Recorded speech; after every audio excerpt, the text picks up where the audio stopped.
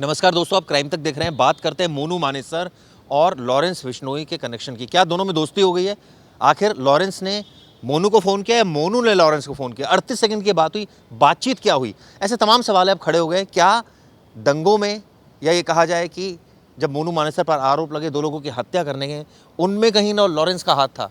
ये तो तमाम सवाल अब खड़े हो गए ना। आखिर ज़रूरत क्या पड़ी मोनू को लॉरेंस से बात करने की? देखिए जो इस समय जो सबसे ज़्यादा जो लॉरेंस का नेटवर्क है वो है हथियारों को पहुंचाने का। ठीक है। और ये भी जो काम करता है, जो मोनू मानेसर आप देखेंगे उसके जो वीडियो वायरल होते हैं, तमाम तरीके के वीडियो वायरल होते हैं, तो उसमें वो किसी या तो धमकाना या फिर हथियारों के साथ, और जैसा कि जो कथित रूप से जो आया था गौरक्षकों को लेकर के कि गौरक्षक ये खुद को बनता है अपने आप को, और जो वो हत्या करने के जो 2 आरोपी थे नासिर और जुनैद, तो उनका जो मर्डर हुआ उसमें साजिश करने का आरोपी है ये। तो कुल मिलाकर के कहीं ना कहीं हथियारों की सप्लाई कैसे मारेंगे किसी को, या किसी को धमकाना है, या फिर सुरक्षा के लिए ही कहीं जाना है, गौ तस्कर हैं उनसे अगर लड़ाई करनी है तो उसके लिए हथियार चाहिए। तो हथियार आपको कहाँ से मिलेंगे? तो सबसे बढ़िया जो नेटवर्क है वो है लॉरेंस बिश्नोई का। अब लॉरेंस बिश्नोई के संपर्क में आने के लिए क्या करना है कि आपको वीडियो कॉल करना है। तो वही जो अभी कुछ दिन पहले जो वीडियो आया था करीब 38 सेकंड का जिसकी आप बात कर रहे हैं, तो उसमें लॉरेंस बिश्नोई है और इधर से मोनू मानेसर, उसमें एक और शख्स है जो इसका लॉरेंस का जो दोस्त है।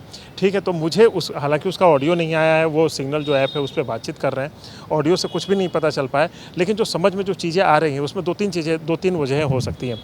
एक तो हथियार वाली बात है, या तो हथियारों का सौदा किया जा रहा होगा, हथियारों की बात हो रही है। दूसरा, या तो फिर किसी नेटवर्क में, देखिए लॉरेंस का दूसरा काम है सुपारी किलिंग, तो सुपारी लेकर किसी को मरवाने के लिए अब उसे नए नए लोग चाहिए, नए नए नेटवर्क चाहिए।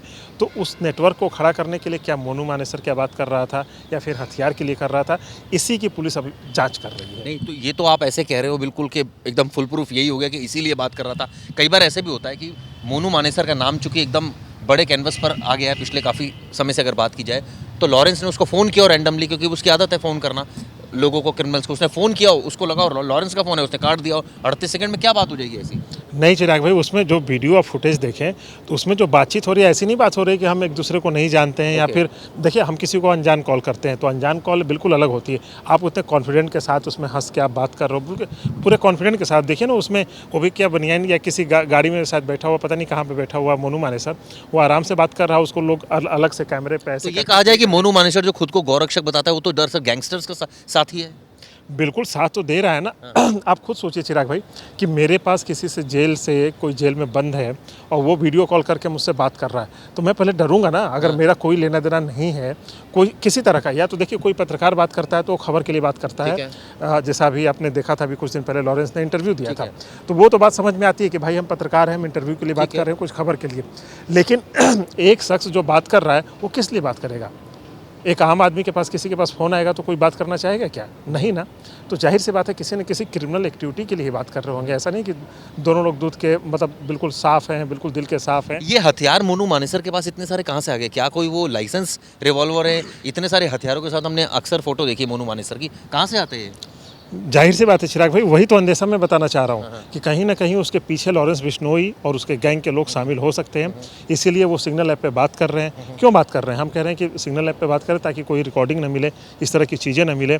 और फिर जो साथी एक जो देखा गया लॉरेंस के साथ, वही साथी एक बार मोनू मानेसर, ऐसा दावा किया जा रहा है कि मोनू मानेसर के साथ भी देखा गया है। तो यानी कि जो बिचौलिया था उनके बीच में बात कराने वाला, वो भी कोई एक गैंगस्टर है।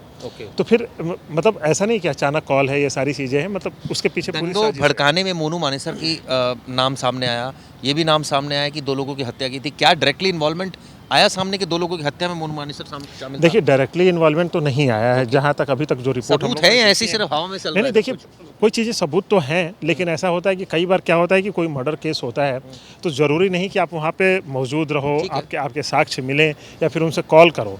ठीक ना। हमने पता चला कि हमने प्लानिंग की, हमने यहाँ पे कोई तो सुनील भाई ये इस बात की तस्दीक करेगा कि मोनू भी शामिल था। ठीक है, आपने फ़ोन नहीं किया, आप प्लानिंग में शामिल थे, आप मौके पर नहीं गए, लेकिन कुछ तो सबूत होंगे। ऐसे थोड़ी किसी को ट्रोलोगे आप। नहीं सबूत है तभी तो उसी के आधार पे जांच चल रही है, अभी भी फिर से दोबारा देखिए उसमें किया गया है। और जो मेवात वाली जो हिंसा हुई थी जिसकी आप बात कर रहे हैं बार बार दंगे वाली, तो उसमें भी उसने कहा था कि कल ज़्यादा से ज़्यादा संख्या में लोगों को आना इसका है। मतलब ये थोड़ी है कि भड़का रहा है कोई आदमी, इसका मतलब ये कहा जाएगा चिराग भाई देखिए ज़्यादा से ज़्यादा आना। अब ऐसे तो कपिल मिश्रा के नाम भी सामने आए थे 2020 में जब दंगे हुए थे, उसने भी इंस्टिगेट किया था, लेकिन उसके खिलाफ तो कोई मुकदमा नहीं दर्ज हो, उसको अरेस्ट नहीं किया गया। इसको क्यों, इसके खिलाफ क्यों मुकदमा दर्ज कर दिया, या एमएलए भी एक अरेस्ट कर लिया कांग्रेस का?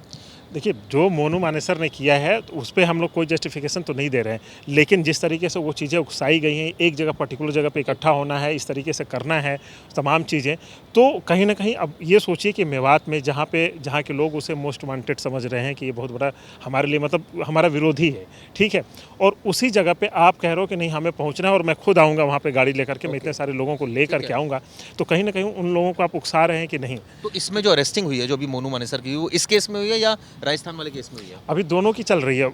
मुझे लग रहा है कि राजस्थान वाले केस में भी इसको पूछताछ के लिए हिरासत में लिया गया था, और इस वाले केस के लिए अभी गुड़गांव पुलिस का भी कल का आपने एक वीडियो देखा होगा बयान, अभी खुद कंफ्यूज है कि भाई किस में किस तरह से इसको इन्वॉल्वमेंट किया जाए। अब वही है कि इसको मोनू मानेसर को इसमें कोर्ट से फ़ायदा मिलेगा, क्योंकि किसी भी तरीके से डायरेक्ट एविडेंस उसके खिलाफ नहीं मिले। लेकिन जिस तरह से हम बात कर रहे हैं गुरुग्राम की, वो तो डायरेक्ट एविडेंस है, उसका तो वीडियो सामने है जिसमें उसने कहा था, ये तो मतलब बहुत क्लिंचिंग एविडेंस है एक तरह से। चिराग भाई वीडियो है, लेकिन वीडियो में ऐसा नहीं कह रहा है कि किसी को मारने की बात इस तरह इकट्ठा होने की तो कह रहा है। इकट्ठा होने की बात कर रहा है, लेकिन इकट्ठा होने के लिए अब ये तो नहीं कह सकते इकट्ठा होने का मतलब हमने भी कहा कि चलो हम लोग यहाँ पे इकट्ठा होते हैं। लेकिन आप अभी इससे इतर पहले जो बात कर रहे थे वो नहीं, ये कह रहे बिल्कुल। थे कि वहाँ देखिए, इकट्ठा होने का दोनों मकसद ये था कि ज़्यादा से ज़्यादा लोग इकट्ठा हो, ताकि वहाँ चिराग भाई मैं होते थे। कोर्ट की बात कर रहा हूँ अब मैं, ये बातें बिल्कुल सही हैं, लेकिन जब कोर्ट में वही चीज़ें जाती हैं तो वहाँ पे चीज़ों को इस तरह से किया जाता है कि अब वहाँ पे किस तरह से वो काम आएगा, वो एविडेंस किस तरीके से सबूत वहाँ के जो लॉयर होंगे वो किस तरह से उसको पेश करते हैं, किस तरह से उसमें बहस करते हैं, तब वो चीज़ें पता चलेंगी ना कि क्या हुआ। तो मैं कोर्ट की बात अभी कर रहा हूँ कि कोर्ट में जाएंगी चीज़ें तो शायद उसके खिलाफ कुछ इस तरह की ना मिले,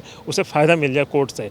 लेकिन वही है कि अब जिस तरीके से ये वीडियो आया है, आपको बता दें कि वीडियो भी इसीलिए आया है क्योंकि अब ये कोर्ट में ये सारी चीज़ें दिखाई जाएंगी कि जो मोनू मानेसर है वो आम मतलब ऐसा आम पब्लिक वाला आदमी नहीं है कि उसका नेटवर्क नहीं है। वो देखिए जो गैंगस्टर लॉरेंस बिश्नोई है, लॉरेंस बिश्नोई का आप नेटवर्क खुद ने देखा कि एनआईए ने अपनी चार्जशीट में उसका नाम टेररिस्ट की तरह पे तर्ज पे लिया है, क्योंकि उस तरीके से वो घटना को अंजाम दे रहा है।